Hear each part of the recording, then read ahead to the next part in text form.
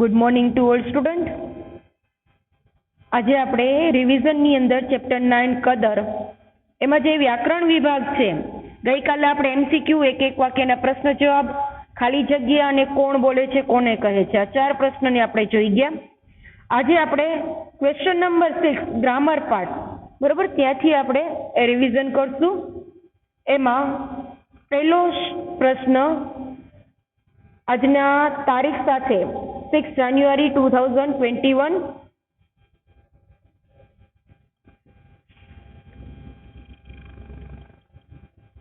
Okay,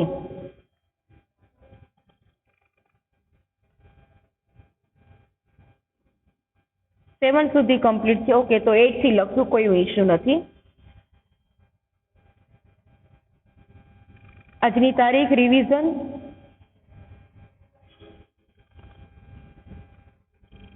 okay बेटा, thank you. 7, प्रश्न number 7 से हम स्टार्ट करेंगे विरोधार्थी शब्द से.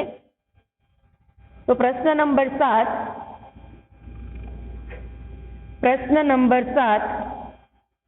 नीचेना शब्दोना विरोधार्थी शब्दों लखो. नीचेना शब्दोना विरोधार्थी शब्द लखो. काई वांधो नहीं, नियति 7 થી સ્ટાર્ટ કરો, નો ઇશ્યુ બેટા.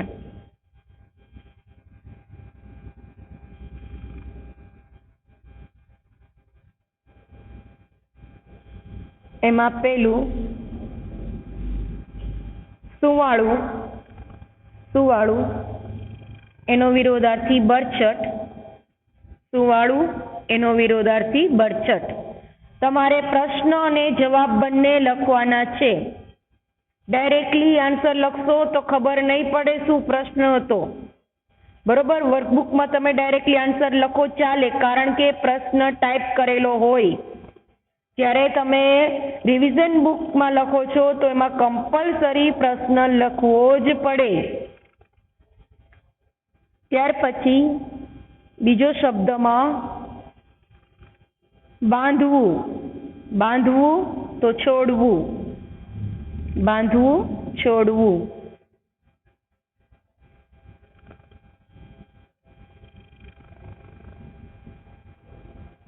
થર્ડ, પ્રામાણિકતા. પ્રામાણિકતા તો એનો વિરોધાર્થી અપ્રામાણિકતા. પ્રામાણિકતા એનો વિરોધાર્થી અપ્રામાણિકતા.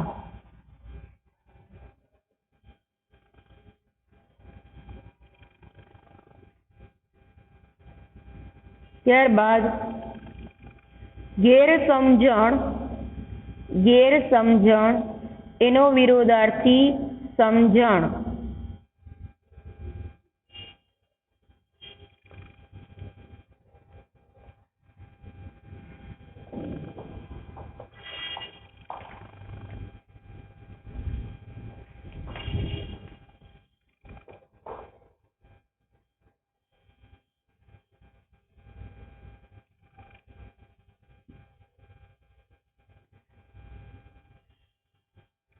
જે સ્ટુડન્ટ લેટ આવે છે બેટા, ટાઈમસર આવતા જાઓ. ત્યાર પછી શુદ્ધનું અશુદ્ધ. શુદ્ધ, અશુદ્ધ.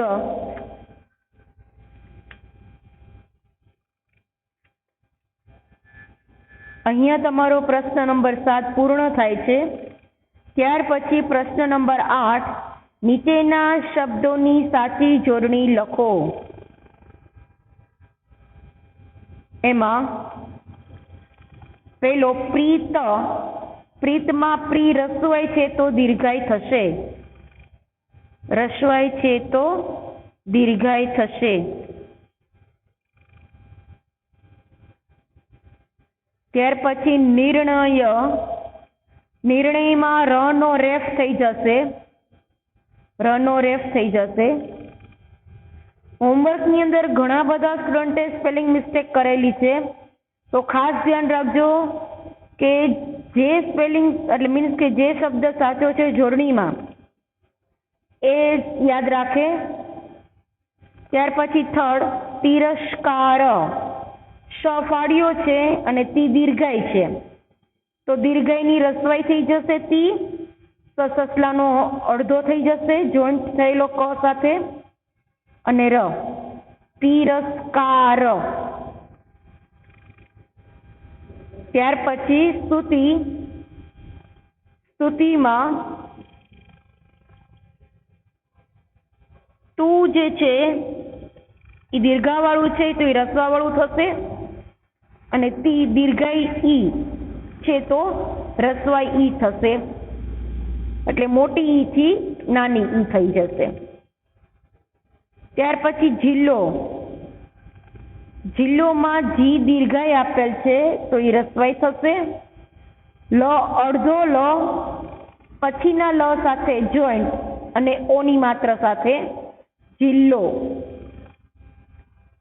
અહીંયા તમારો પ્રશ્ન નંબર 8 પૂર્ણ થાય છે. ત્યાર પછી પ્રશ્ન નંબર 9, નીચેના શબ્દ સમૂહ માટે એક શબ્દ લખો. એમાં પહેલો શબ્દ સમૂહ ઝાડ તેમજ વનરાજીથી ઘટાદાર. ઝાડ તેમજ વનરાજીથી ઘટાદાર, તો એનો શબ્દ સમૂહ બને છે કુંજાર. કુંજાર. ઝાડ તેમજ વનરાજીથી ઘટાદાર એટલે કે એવી એક વિશાળ જગ્યા જ્યાં જંગલ હોય અને ઘણા બધા ઝાડવાઓ હોય, તો એ આખું ચારે બાજુ વન જોવા મળે, ઘણા બધા વૃક્ષોની સાથે. તો એ ઘટાદાર વૃક્ષોની સાથે જે છે એને કુંજાર કહેવામાં આવે છે. ત્યાર પછી બીજો શબ્દ સમૂહ સિક્કા સાચવી રાખવાની પટ્ટા જેવી કોથળી. પટ્ટા જેવી કોથળી.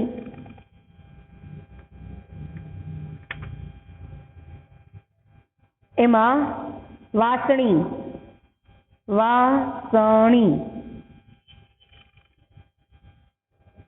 ત્યાર પછી મુસાફરી દરમિયાન ખર્ચવાની રકમ.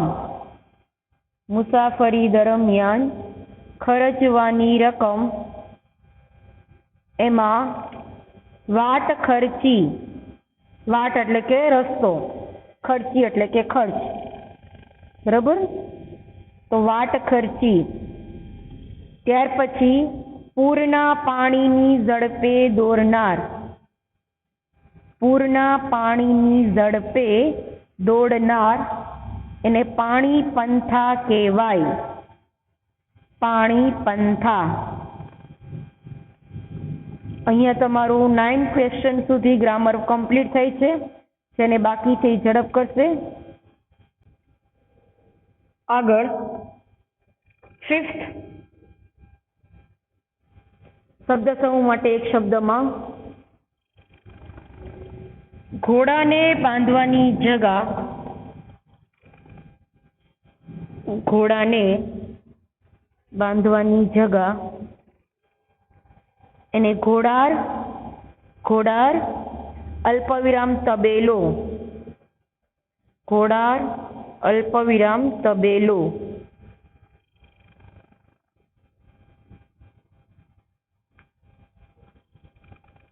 ત્યારબાદ ગાયોનું મોટું ટોળું. ગાયોનું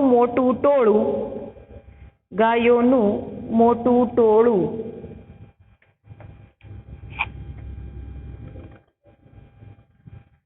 ટોળું એટલે ધણ.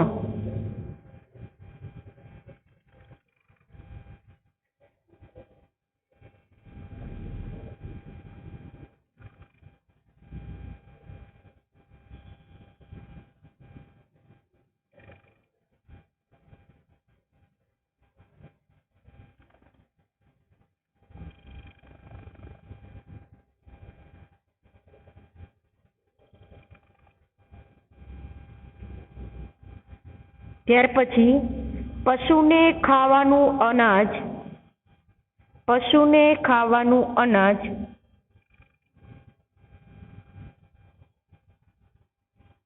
એટલે જોગાણ. પશુને ખાવાનું અનાજની અંદર બધું આવી જાય છે જે આપણે પશુને આપીએ છીએ, ઘાસચારો છે, બરોબર. ત્યાર પછી અહીંયા અનાજ કીધું છે, તો પશુ જે અનાજ ખાય છે, ખોળ,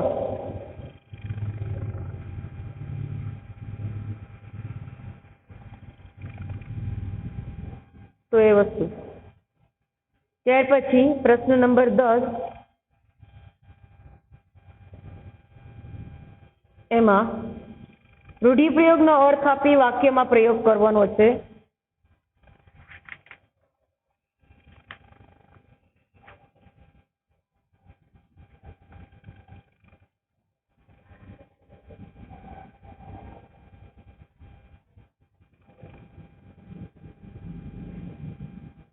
એમાં પહેલો રૂઢિપ્રયોગ,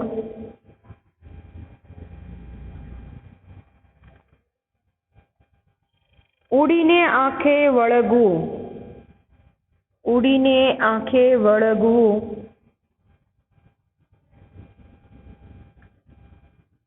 એમાં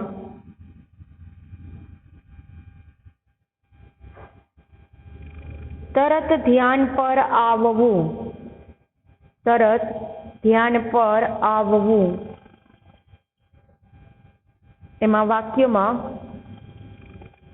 રેખાના ઘરની સ્વચ્છતા. રેખાના ઘરની સ્વચ્છતા. હા, બધા વાક્ય લખવાના છે. રેખાના ઘરની સ્વચ્છતા ઉડીને આંખે વળગે એવી હતી. રેખાના ઘરની સ્વચ્છતા ઉડીને આંખે વળગે એવી હતી. Full stop. ત્યાર પછી સેકન્ડ રૂઢિપ્રયોગમાં મીટ માંડવી. મીટ માંડવી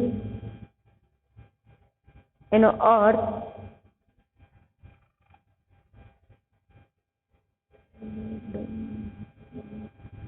સમજાણું ને બેટા?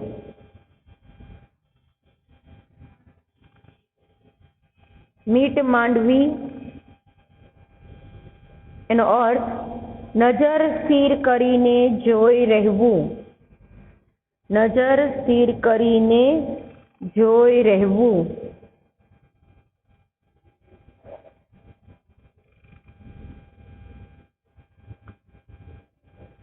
વાક્યમાં માં રસ્તા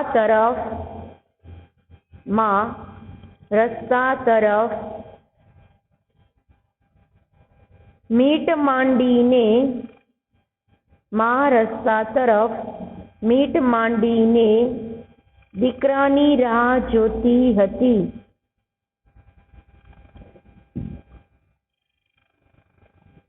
માં રસ્તા તરફ મીટ માંડીને દીકરાની રાહ જોતી હતી.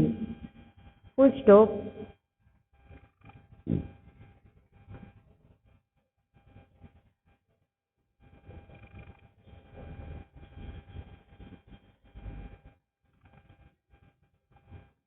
થર્ડ, મન ઉઠી જવું. મન ઉઠી જવું એનો અર્થ રસ ન રહેવો. રસ ન રહેવો.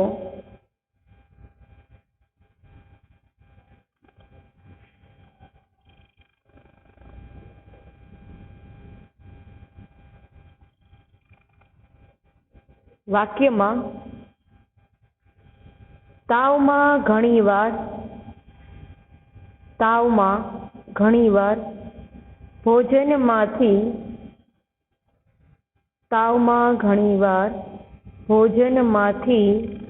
મન ઉઠી જાય છે. તાવમાં ઘણીવાર ભોજનમાંથી મન ઉઠી જાય છે.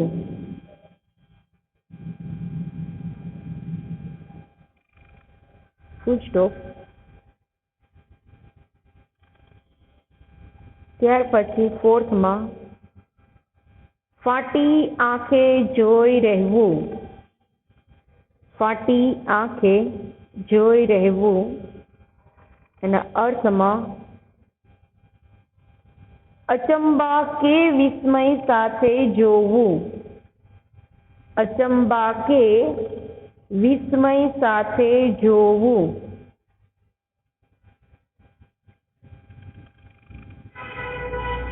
વાક્યમાં સોનાની કંઠી ચાંચમાં લઈને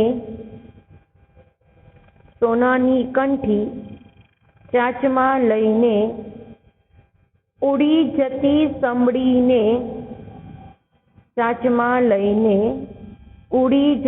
સંભળીને સૌ ફાટી આંખે જોઈ રહ્યા.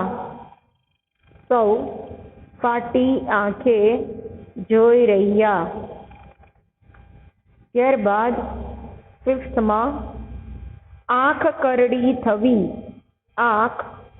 કરડી થવી એનો અર્થ ગુસ્સાથી આંખ લાલ થવી.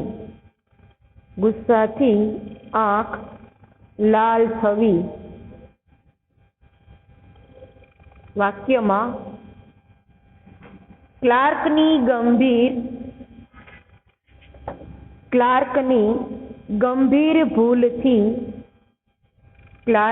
ગંભીર ભૂલથી ધંધામાં નુકસાન થતા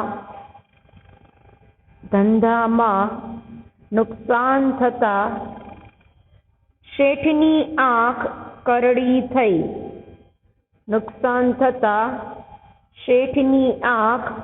કરડી થઈ. Full stop.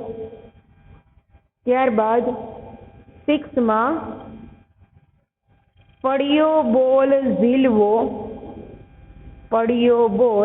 ઝીલવો એનો અર્થ વિદ્યાર્થીઓએ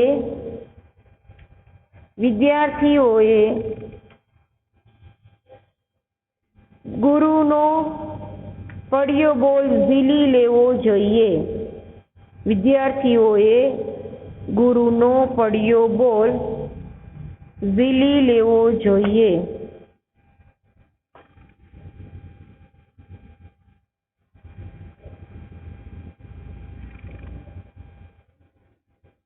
ત્યારબાદ સેવન્થમાં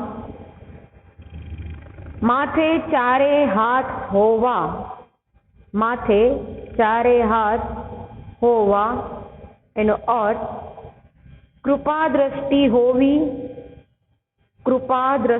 હોવી ઓબ્લિકમાં રહેમ દ્રષ્ટિ હોવી. બંને અર્થ છે. કૃપા દ્રષ્ટિ હોવી ઓબ્લિક રહેમ દ્રષ્ટિ હોવી. એમના વાક્યમાં પ્રધાન અને કારભારીઓના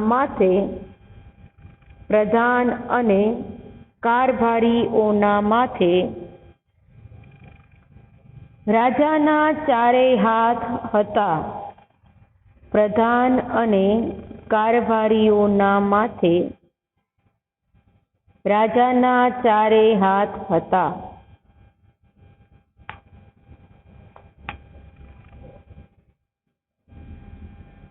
ત્યારબાદ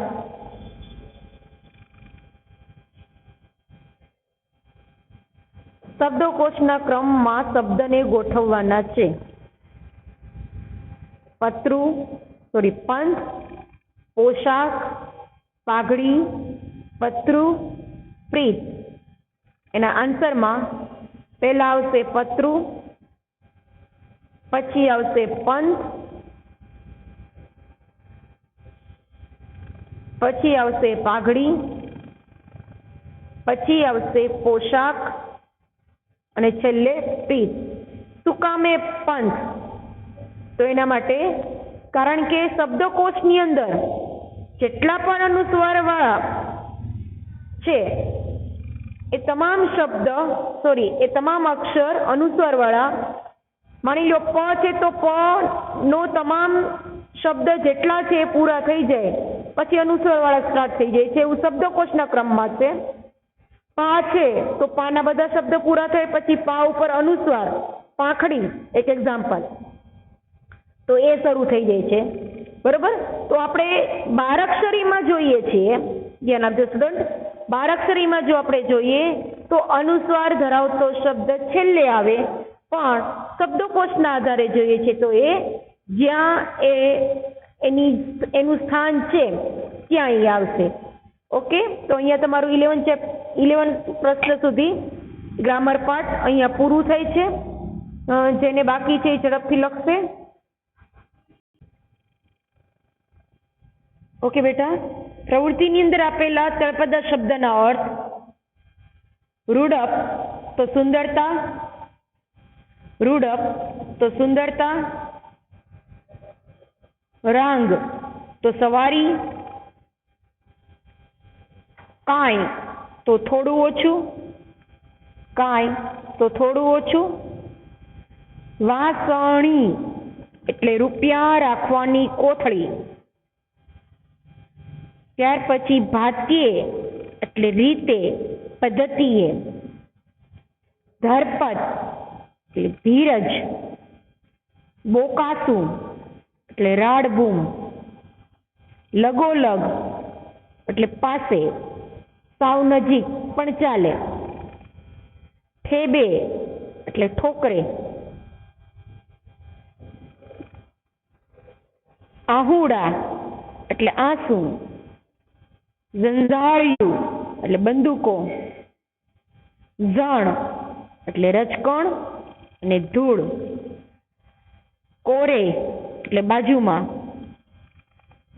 વાસીદું એટલે કચરો વાળવો, ગનો એટલે વાંક અને ગુનો.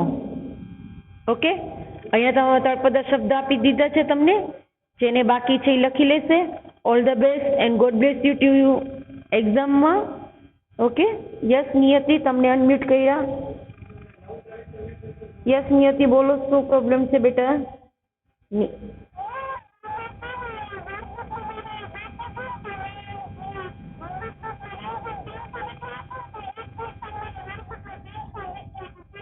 હા ચાલશે બેટા, કોઈ વાંધો નહીં. હા ચાલશે, નો પ્રોબ્લેમ.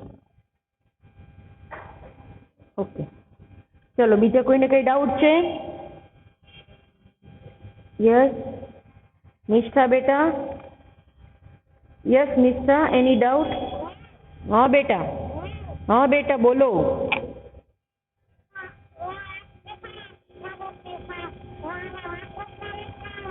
હા, વર્કબુકમાં ન લખ્યું હોય તો ત્યાં લખી લ્યો, બરોબર? અને હા ઓકે, કાંઈ વાંધો ને બેટા, જો તમારે વર્કબુકમાં લખાઈ ગઈ છે તો તમે રિવિઝન બુકમાં લખી દો. Okay. God bless you. Thank you to all students.